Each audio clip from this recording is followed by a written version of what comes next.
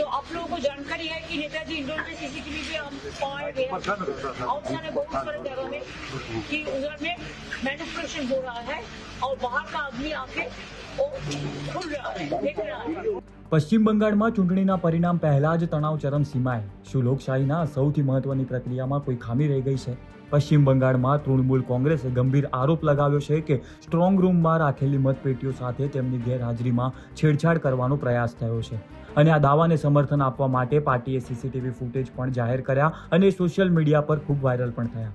આક્ષેપો બાદ રાજકીય હલચલ તેજ બની. ટીએમસીના દિગ્ગજ નેતાઓ ડોક્ટર શશી પાંજા અને કૃણાલ ઘોષ કોલકાતાના નેતાજી ઇન્ડોર સ્ટેડિયમમાં ધરણા પર બેસી ગયા, જ્યારે મુખ્યમંત્રી મમતા બેનર્જી પોતે સ્ટ્રોંગ રૂમ બહાર પહોંચી પરિસ્થિતિને સીધી દેખરેખ રાખી રહ્યા હતા. આ જ સ્થળે ભવાનીપુર સહિત દક્ષિણ કોલકાતાના બૂથોના ઈવીએમ અને મતપત્રો રાખવામાં આવ્યા છે. બીજી તરફ ચૂંટણી પંચે તમામ આક્ષેપોને કડક શબ્દોમાં નકારી દીધા છે અને કહ્યું છે કે ખુદીરામ અનુશીલન કેન્દ્ર સહિતના 7 સ્ટ્રોંગ રૂમ સંપૂર્ણ રીતે સુરક્ષિત છે. દરેક પ્રક્રિયા ઉમેદવારોની હાજરીમાં થઈ છે અને વહેલી સવારે રૂમ સીલ કરવામાં આવ્યા હતા. હવે 4 મેની લોકો રાહ જોઈ રહ્યા છે. ત્યાં સુધી શું થાય છે તે જોવાનું રહેશે. તમારું શું માનવું છે આખી ઘટનાને લઈ અમને કોમેન્ટ કરી જણાવો.